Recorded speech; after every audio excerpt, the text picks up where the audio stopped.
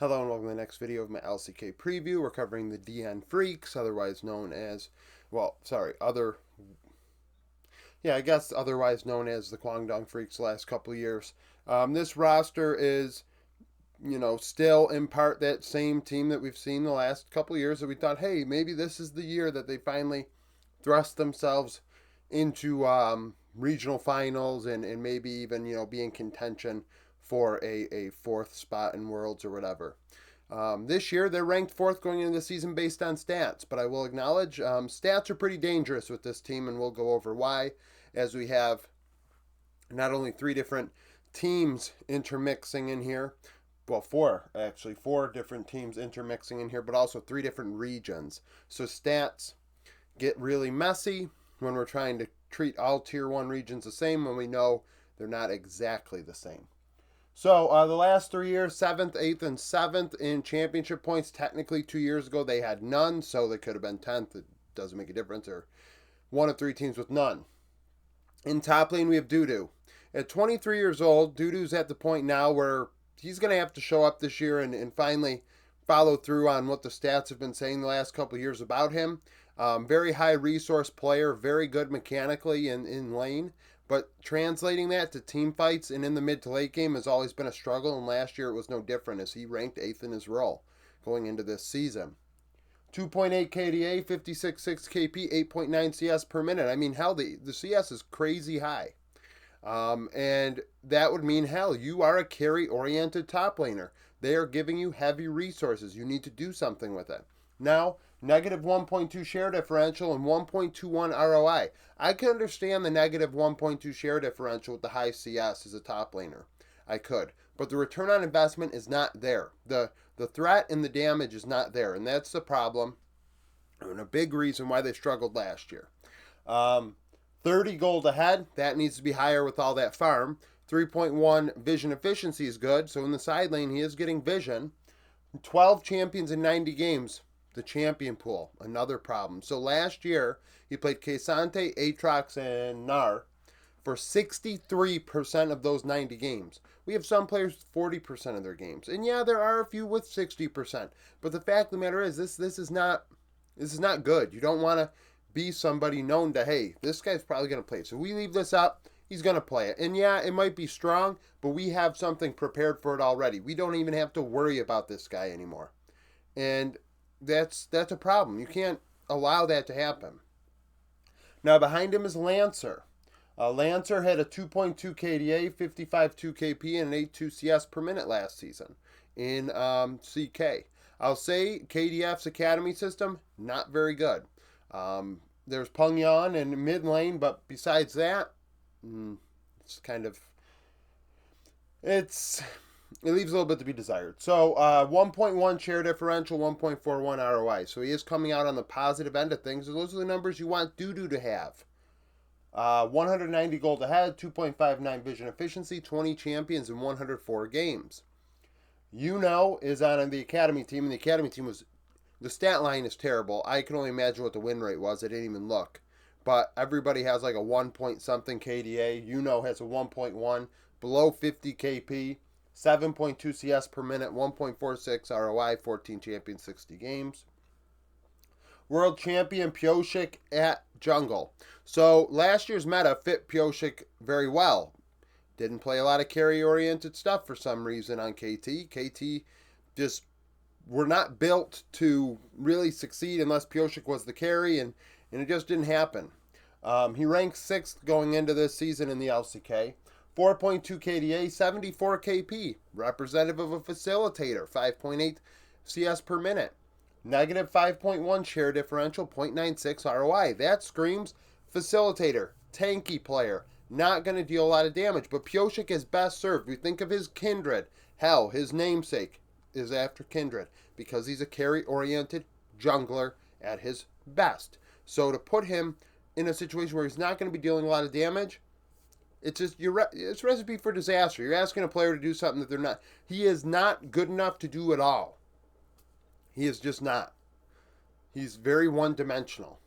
And 0.96 ROI is representative of that. Down 60 gold at 15 minutes. 3.38 vision efficiency. Not very efficient in vision. 17 champions in 105 games, 24 years old. And then we got Sejuani Vai Lee Sin for just under half of his games. There's no carry threat there. We got players playing Brand and Zyra and Kindred and Lilia and all these other, carry-oriented champs. A little more high resource, but high damage. Pyosik is best served on those things, and he was not on it last year with KT. I'm going to go double D on this one, DDOIV. He played with Bro a bit last season for 10 games of this 96-game sample. 3.6 KDA, 74 KP, 5.3 CS per minute. Pure facilitator, 3 out of every 4 kills, getting around the rift, making things happen. Just like I said about Pyosik. Negative 4.8 share differential and just under 1 damage per gold.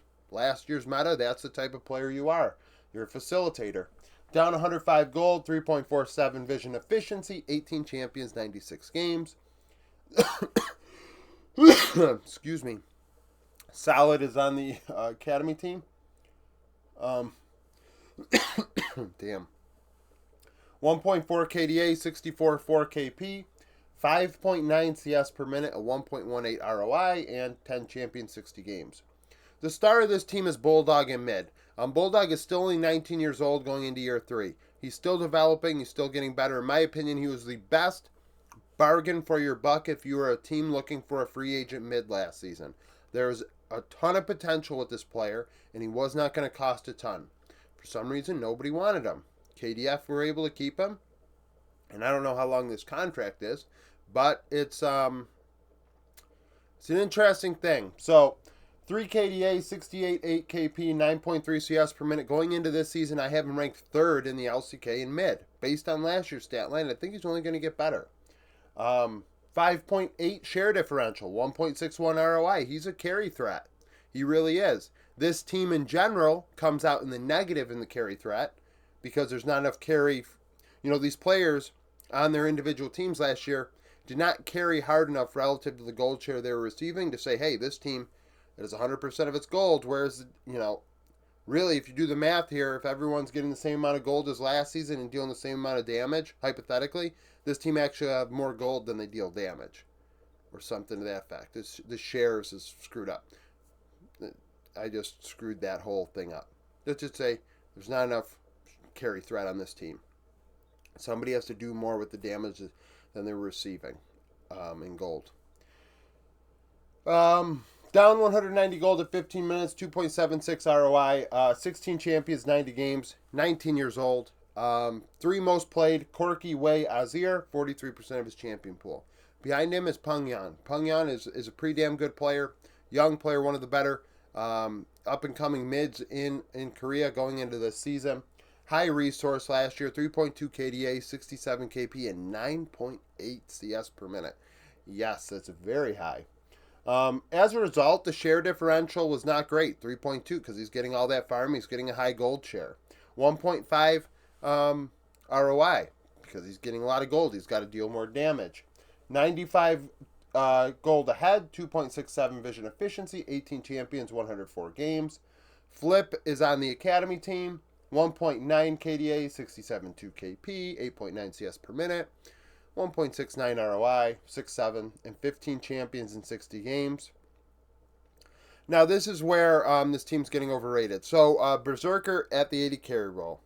His stats were done in the LCS. So, is Berserker the 4th rated 80 carry going into this season? No. No, he's not. But stats say he is. So I hold true to the stats, and then I correct it as I go.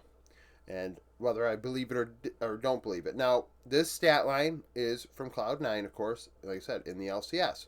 This is the LCK. And theoretically, Berserker never even got... I don't even know if he played Challengers with T1.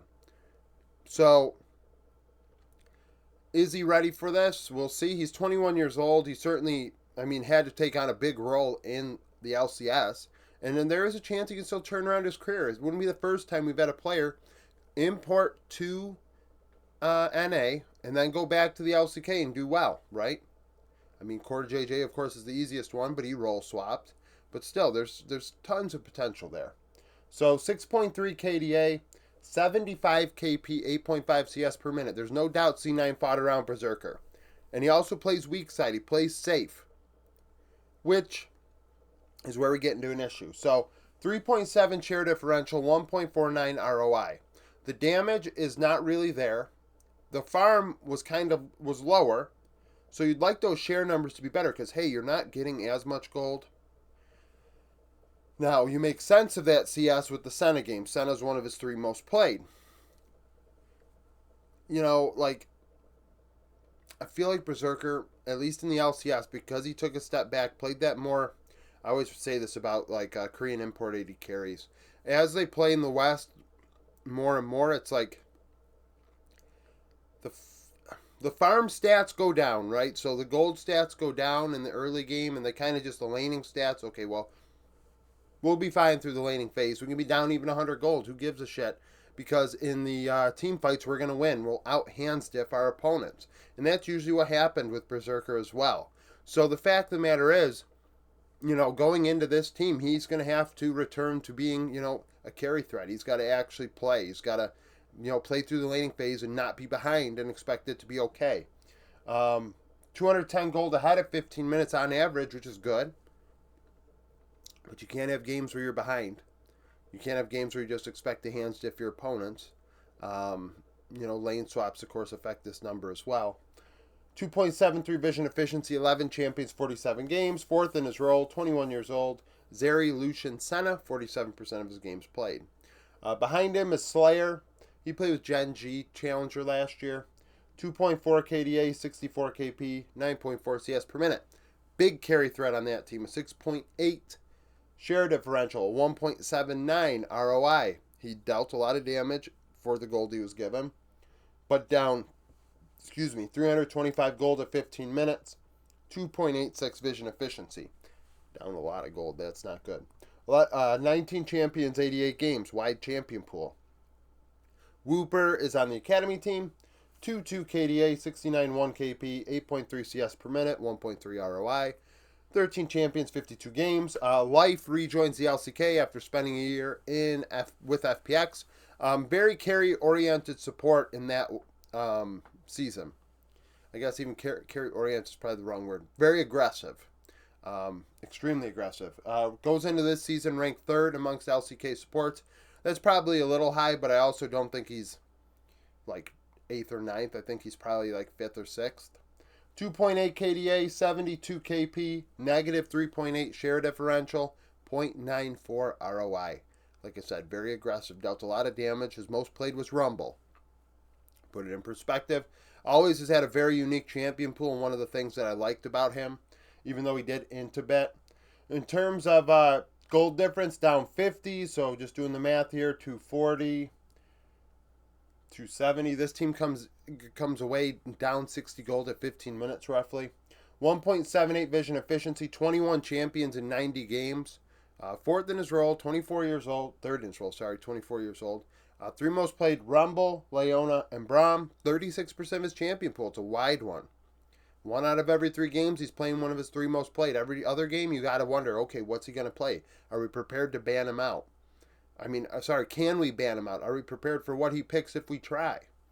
And that's something that I really like about a player. Put that in the back of the opposing coach's head. Put it in the back of the other player's head where they're determining, hey, what do I pick here? Can I blind something and he not have something prepared for my blind?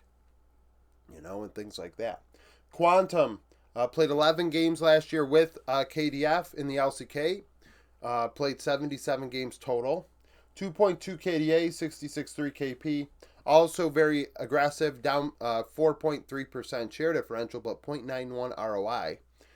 Down 160 gold, 1.79 vision efficiency, 15 champions played.